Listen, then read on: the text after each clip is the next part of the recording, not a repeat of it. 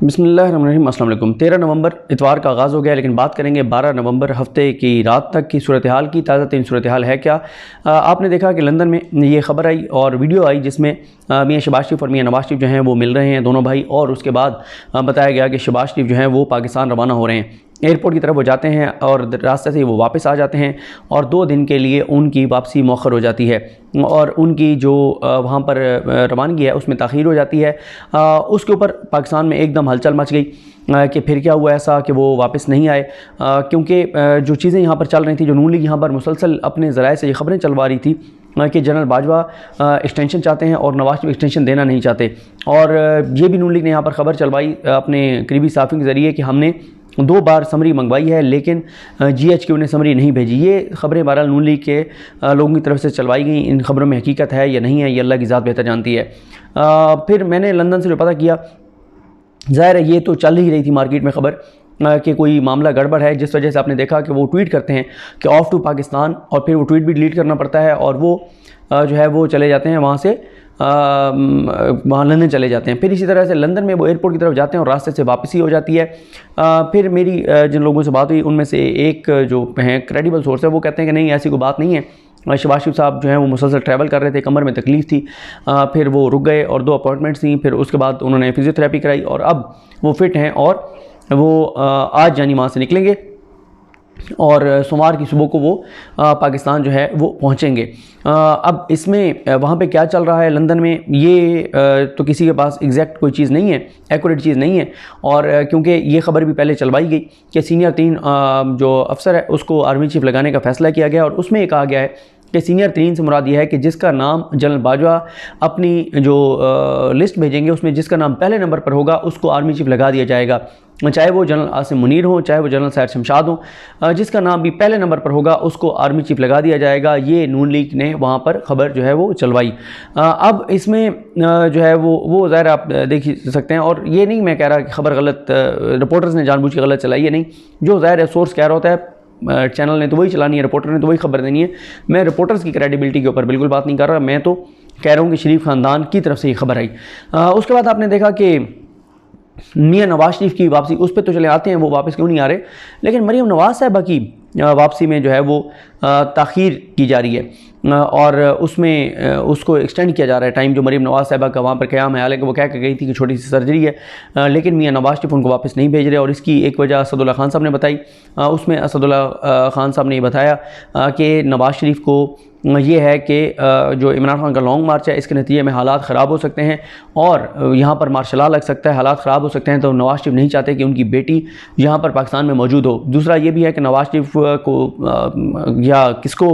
ये बात पहले पता थी कि इस लॉन्ग मार्च के दौरान जो है वो इमरान खान पर हमला हो सकता है, हालात ख़राब हो सकते हैं। फैसल वॉडा को किसने बताया था कि खून ही खून, लाशें लाशें होंगी, क्योंकि अगर तो जो खान साहब पर हमला हुआ है उसकी प्लानिंग को देख लें, उसको जिस तरह एग्जीक्यूट उसने किया है, जिस तरह उसने गोलियां मारी हैं उसको देखें तो अपनी तरफ से तो उसने खान साहब को मार दिया था। ये अल्लाह ताला की ज़ात ने बचाया है, मौजज़ा हुआ और अल्लाह ताला ने उनको महफूज रखा, वरना मारने वाले ने तो मार दिया था। अगर अल्लाह ना करे, अल्लाह ना करे, अल्लाह ना करे ये मंसूबा कामयाब हो जाता तो आप खुद सोचें पाकिस्तान में इस वक्त हालात क्या कुछ हो चुके होते। तो शायद मियाँ नवाज शरीफ को पता था, क्योंकि मियाँ नवाज शरीफ ये भी बार बार अपने करीबी लोगों को कहते रहे हैं कि मुझे ये ज़बान दी गई है कि अगले इलेक्शन में इमरान खान नहीं होगा। अब जब पहले सारे मंसूबे नाकाम हो गए तो फिर ज़ाहिर है फिर आखिर में यही बचता था कि किसी तरह से बिल्कुल इमरान खान को रास्ते से हटा दिया जाए। तो और फिर इमरान खान ने ज़ाहिर है वो ये बात पहले इमरान खान करते भी रहे, जिस तरह से मियाँ जावेद लतीफ़ ने प्रेस कॉन्फ्रेंस की, मरीम नवाज़ ने उसको अप्रिशिएट किया, मरीम औरंगज़ेब उसके ऊपर ट्वीट्स करते रहे कि इमरान खान ने तो इन्हें रसालत किया, तो इन्हें मज़हब किया है। तो ये सारी चीज़ें जो है वो आपके सामने हैं। तो मियाँ नवाज शरीफ इसलिए अपनी बेटी को चचा के साथ भी वापस जो है वो अभी तक तो यही है कि नहीं भेज रहे। बहरहाल अगर चीज़ें मियाँ नवाज शरीफ को ये यकीन दहानी होगी कि चीज़ें यहाँ पर आप कंट्रोल में हैं, ठीक है, तो फिर वो भेज देंगे, लेकिन अभी तक कोई ऐसी चीज़ नहीं है। और मरीम नवाज साहिबा वहाँ पर ही हैं और वो लंदन फ्लैट्स में ही हैं, महफूज हैं। और मियाँ नवाज शरीफ को यह है कि अगर वो पाकिस्तान आती हैं तो यहाँ पर मार्शल लॉ लगता है या यहाँ पर कोई तसादुम होता है या जो अभी तक भी चीज़ें चल रही हैं इमरान खान के हवाले से तो कोई भी रिएक्शन आता है तो कम अज़ कम मरीम नवाज़ जो हैं वो महफूज हों। मियाँ नवाज शरीफ की अपनी जो वापसी का मामला है उस पर पार्टी तकसीम है और उस पर यह है कि सिर्फ चंद लोग हैं जो ये कहते हैं कि मियाँ नवाज शरीफ को वापस आना चाहिए, लेकिन पार्टी की अक्सरियत कहती है कि मियाँ नवाज शरीफ को अभी वापस नहीं आना चाहिए जब तक नया आर्मी चीफ आ नहीं जाता, नया आर्मी चीफ की पॉलिसी क्लियर नहीं हो जाती और मामलात क्लियर नहीं हो जाते, क्योंकि वो ये कहते हैं कि अगर मौजूदा आर्मी चीफ़ रहते हैं और इनको एक्सटेंशन दे दी जाती फिर तो कोई मसला नहीं था, नवाज शरीफ आ जाते। लेकिन अगर ये नहीं रहते मौजूदा आर्मी चीफ़ तो फिर नवाज शरीफ को अगले आर्मी चीफ़ की पॉलिसी को देख कर आना चाहिए, क्योंकि वो ये कहते हैं कि देखें जो मौजूदा आर्मी चीफ़ हैं उनकी और PTI की लड़ाई और इमरान खान की लड़ाई इस हद तक चली गई हुई है कि वो ये कहते हैं कि इस लड़ाई के बाद मौजूदा इस्टेब्लिशमेंट के पास जो है वो नवाज शरीफ के अलावा ऑप्शन ही कोई नहीं है, नून लीग के अलावा ऑप्शन ही कोई नहीं है। और नून लीग जैसी ताबेदार जमात आपके सामने, आज़म नज़ीर तारड़ से इस्तीफ़ा ले लिया गया, मुस्तफ़ा नवाज़ खोखर से इस्तीफ़ा ले लिया गया, बिलावल भुट्टो ज़रदारी 3 दिन तक माफ़ियाँ मांगते रहे, तो ये सारे इतने ताबेदार हैं और वो सारे जो बड़े इस्टेब्लिशमेंट पर हमले किया करते थे आजकल उनका दिफा कर रहे हैं। और वो आजकल जो है वो बार बार उनके और उनके हामी साफ़ी, अब देख लें सूरत हाल किस तरह से है, तो उनको इस्टेब्लिशमेंट को इस वक्त सूट करते हैं मियाँ नवाज शरीफ, और इतना कुछ इस्टेब्लिशमेंट बर्दाश्त कर रही है सिर्फ इस वजह से कि इमरान खान के साथ लड़ाई हो गई है, ऑप्शन कोई और है नहीं। नवाज शरीफ को मुसल्लत रखना है, शहबाज शरीफ को मुसल्लत रखना है, यहाँ तक इस्टेब्लिशमेंट ये बर्दाश्त कर रही है। हालाँकि ये तसव्वुर नहीं था कि कभी इस तरह से सामने आएगी चीज़ कि पाकिस्तान के सबसे मुनज़्ज़म और सबसे ताकतवर इदारा जो फ़ौज है उसके आर्मी चीफ जो 6-7 लाख फ़ौज के सिपह सालार होंगे, उनकी तकर्री का फैसला एक सजा तो मुजरिम, इश्तिहारी, फरारी, मफरूर और भगोड़ा लंदन में बैठ कर करेगा। ये तासुर बज़ाते ख़ुद इस्टेब्लिशमेंट के लिए, इदारे के लिए बहुत ही खौफनाक और अफसोसनाक है। और बड़ा ये इससे मामला ज़ाहिर इदारे के अंदर पता नहीं क्या सूरत हाल होगी, वो तो ज़ाहिर बाहर चीज़ें नहीं आती, नहीं अंदाज़ा। लेकिन आप खुद सोचें कि क्या एक होगा कि सबसे ताकतवर इदारे का चीफ़ जो है वो कौन बैठकर कहाँ लगा रहा है, तो ये कोई तासुर बहरहाल किसी सूरत भी अच्छा नहीं है फ़ौज के लिए बतौर इदारा। तो मियां नवाज शरीफ को यही कहा गया है कि आप वापस ना आएँ, और उन्हें कहा गया कि अगर आप वापस आते हैं 29 नवंबर से पहले, जो आपको कहा जा रहा है कि आप आ जाएँ, सब खैर है, वो कहते हैं 29 नवंबर से पहले आप आ जाएँ। अगर एक आध भी तारीख पड़ गई 29 नवंबर के बाद की, और अगले आने वाले आर्मी चीफ जो हैं वो उस तरह से ना खड़े हुए अदालतों को इन्फ्लुएंस करने के लिए, शरीफ ख़ानदान को बरी करवाने के लिए, जिस तरह से पिछले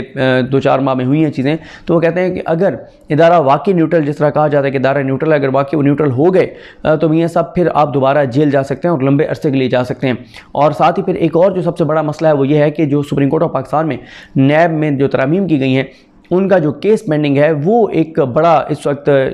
शरीफ ख़ानदान के लिए एक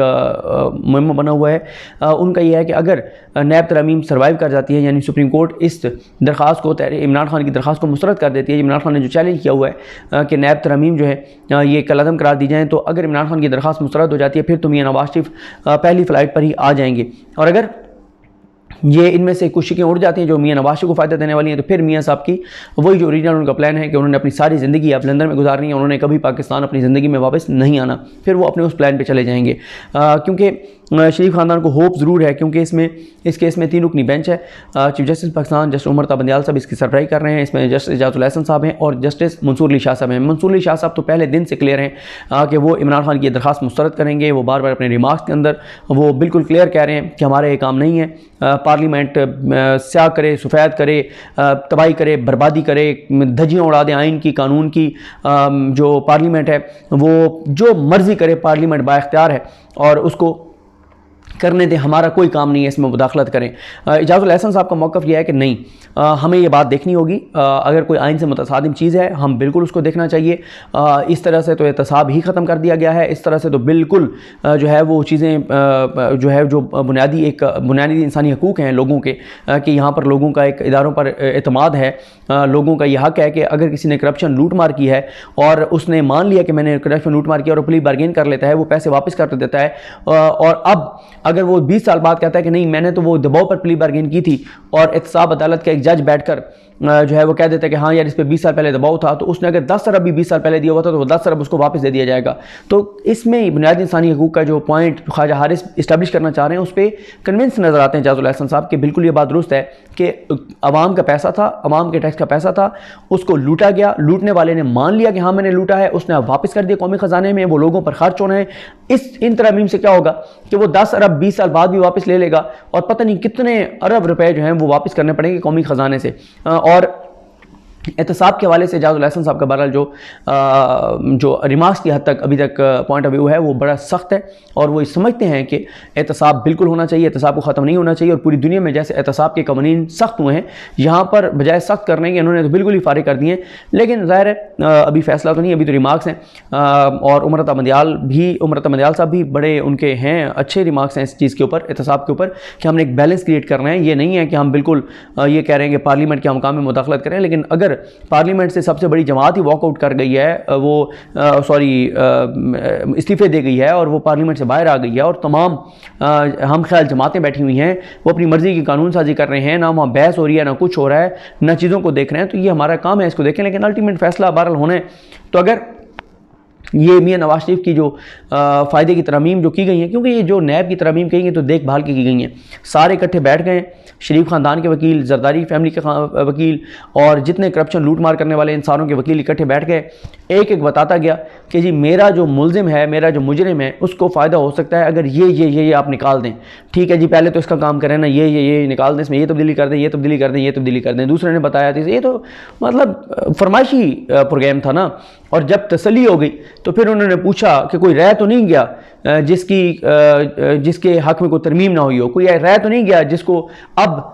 इस नैब के कानून से नुकसान हो सकता हो। जब उन्होंने तसल्ली कर ली तो फिर उन्होंने वो कानून साजी कर दी और तबाही और बर्बादी कर दी। अरबों रुपए कोई पूछने वाला नहीं है, कोई इस मुल्क के अंदर लोगों का एतमाद अदालतों पर कम हो रहा है, तनकीद सारी अदालतों पर हो रही है, हर मामला अदालत में जा रहा है। तो इसलिए ज़रूरी है चीफ जस्टिस पाकिस्तान उमरत मदियाल साहब को ये मामला देखना चाहिए कि